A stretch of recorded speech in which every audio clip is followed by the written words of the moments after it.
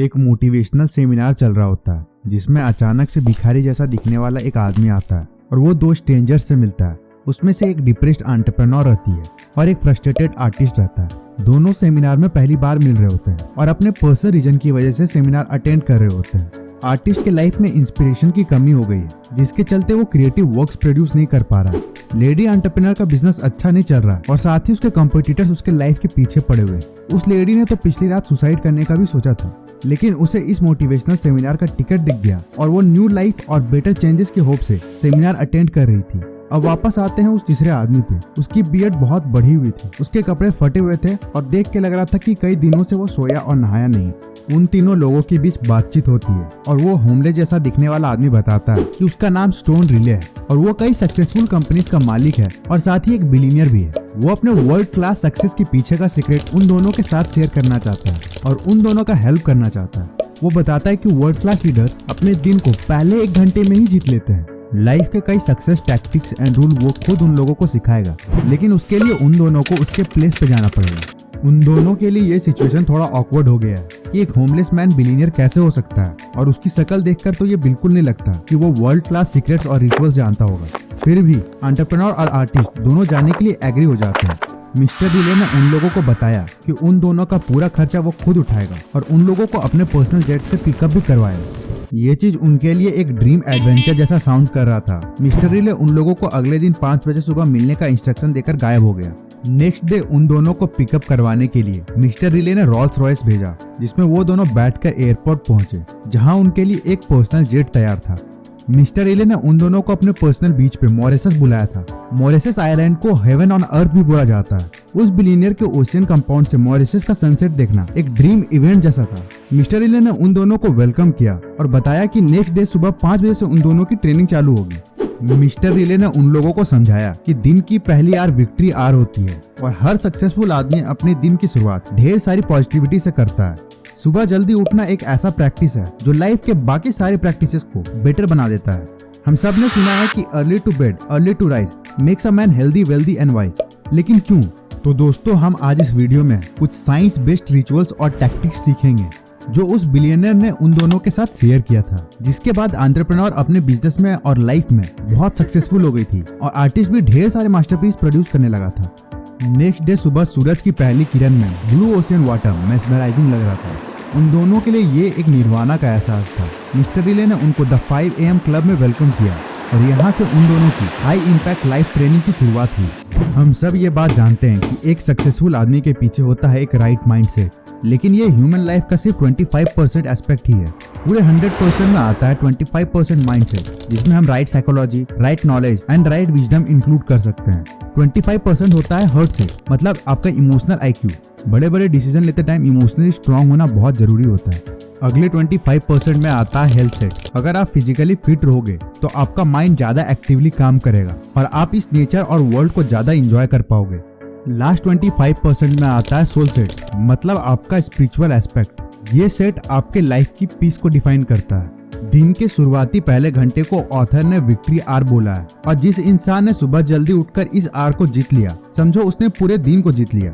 सुबह 5 से 6 बजे का टाइम बहुत इंपॉर्टेंट होता है और ज्यादातर वर्ल्ड क्लास लीडर इस आर में द 20-20-20 फॉर्मूला फॉलो करते हैं। इस रिचुअल में हम 60 मिनट्स को 20-20 मिनट्स के 3 पॉकेट में डिवाइड करते हैं, जहां पहले 20 मिनट 5 AM to 5:20 AM को हम मूव पॉकेट बोलते हैं। अगर मार्केट में ऐसा कोई दवाई हो जिसको खाते ही लोगों की स्ट्रेस कम हो जाए और हैप्पीनेस बढ़ जाए, तो मुझे लगता है मैक्सिमम लोग उस दवाई को खरीदना पसंद करेंगे। लेकिन आप ये सारे बेनिफिट्स फ्री में बिना कोई दवाई खाए 5 to 5:20 AM के बीच पा सकते हैं। आपको इस पॉकेट में इंटेंस वर्कआउट करना रहता है। किसी भी टाइप का हार्ड ट्रेनिंग चलेगा जिसमें आपको पसीने आए। ऐसा इसलिए क्योंकि कई साइंटिफिक स्टडीज में ये पाया गया है कि सुबह उठते ही एक्सरसाइज करने से कॉर्टिसोल लेवल कम हो जाता है, जो कि एक स्ट्रेस हार्मोन है।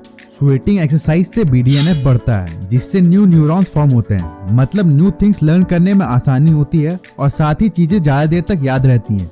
डोपामिन और सेरोटोनिन लेवल्स बढ़ते हैं, जो कि हैप्पी एंड मोटिवेटिंग हार्मोन्स होते हैं। नेक्स्ट पॉकेट 5:20 to 5:40, इसे रिफ्लेक्ट पॉकेट बोला जाता है, जहां आप अपने आप को इंट्रोस्पेक्ट करते हैं। इसमें आप जर्नल लिख सकते हैं, मेडिटेट कर सकते हैं या दिन की प्लानिंग कर सकते हैं। लेकिन ऐसा क्यों करें? ऐसा करने से ग्रेटिट्यूड बढ़ता है, आप सेल्फ अवेयर होते हैं, साथ ही विजडम भी डेवलप होता है। अपने आप को 20 मिनट्स का मी टाइम देने से पूरे दिन पॉजिटिविटी रहती है और साथ ही लोग क्रिएटिवली काम करते हैं। लास्ट है grow pocket from 5:40 to 6 AM। जैसा नेम सजेस्ट करता है, ये पॉकेट है अपने नॉलेज को बढ़ाने के लिए। इस टाइम में आप बुक्स पढ़ सकते हैं, कोई ऑडियो बुक सुन सकते हैं या कोई ऑनलाइन क्लास ले सकते हैं, जिससे आपकी नॉलेज बाकी डोमेन्स में भी बढ़े। ये पॉकेट पर्सनल ग्रोथ के लिए बहुत नेसेसरी है। आप सिर्फ दिन के 20 मिनट्स लर्निंग को डेडिकेट करके अपने फील्ड में एज पा सकते हैं, क्योंकि पूरे साल में ये 20 minutes of learning sum up होकर टोटल 122 आवर्स ऑफ लर्निंग हो जाएगी। मूव पॉकेट में आपका हेल्थ सेट इंप्रूव होता है। रिफ्लेक्ट पॉकेट में आपका heart set and soul set improve होता है। ग्रो पॉकेट में आपका माइंड सेट इंप्रूव होता है। जैसे एक वाईफाई राउटर का लिमिटेड बैंडविड्थ होता है, वैसे ही ह्यूमन बॉडी में भी लिमिटेड विल पावर और एनर्जी का बैंडविड्थ होता है।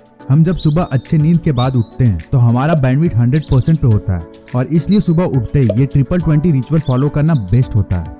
लेकिन ये science prove morning ritual follow करने के लिए सबसे पहले सुबह जल्दी उठना जरूरी है, और ये किया जा सकता है हैबिट इंस्टॉलेशन प्रोटोकॉल फॉलो करके। जब कोई एक्टिविटी हम बिना विल पावर लगाए ऑटोमेटिकली कर लेते हैं तो उसे हैबिट बोला जाता है। किसी भी एक्टिविटी को हैबिट बनाने के लिए ऑटोमेटिसिटी पॉइंट तक पहुंचना बहुत जरूरी होता है, और इसके लिए मिनिमम 66 डेज लगता है। फर्स्ट स्टेज होता है डिस्ट्रक्शन फेज 22 डेज का, जिसमें आपकी पुरानी आदत छूटती है। सुबह लेट उठना नॉर्मल रूटीन होता है, इसलिए पहले 22 डेज में बहुत विल पावर लगाकर ही हम सुबह जल्दी उठ सकते हैं। फिर सेकंड फेज इंस्टॉलेशन भी 22 डेज का होता है, जिसमें आपकी उतनी विल पावर नहीं लगती है, और अब आप 3 से 4 अलार्म नहीं लगाते हैं, बस एक अलार्म से उठ जाते हैं। आपका बॉडी और माइंड इस न्यू हैबिट को इंस्टॉल कर रहा होता है। फिर लास्ट स्टेज इंटीग्रेशन। इस 22 दिन के दौरान आप न्यू एक्टिविटी को बाकी एक्टिविटीज के साथ इंटीग्रेट कर रहे होते हैं।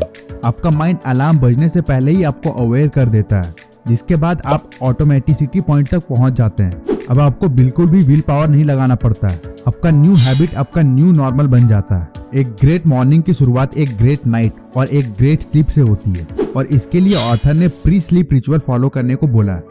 एक ग्रेट फिजिक बनाने के लिए वर्कआउट के साथ साथ रेस्ट भी चाहिए होता है, और ऐसा ही एक ग्रेट माइंड को नेसेसरी स्लीप चाहिए होता है।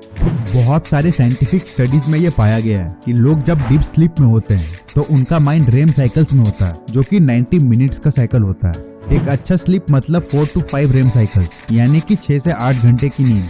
ऑथर ने टाइम के साथ कुछ एक्टिविटीज सजेस्ट किया है, जैसे कि रात में 7 से 8 बजे के बीच आप अपना डिनर कंप्लीट कर सकते हैं। सोने से 3 घंटे पहले फूड लेने से स्लीप क्वालिटी बढ़ जाती है।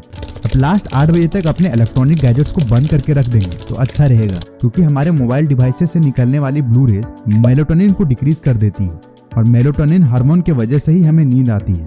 आप 8 से 9 के टाइम को फैमिली टाइम बना सकते हैं या बुक्स रीड कर सकते हैं। फिर स्लीप से पहले के लास्ट आवर में 9 से 10 बजे के बीच आप वार्म बाथ ले सकते हैं और अपने बेड पे जाके रिलैक्स और मेडिटेट कर सकते हैं।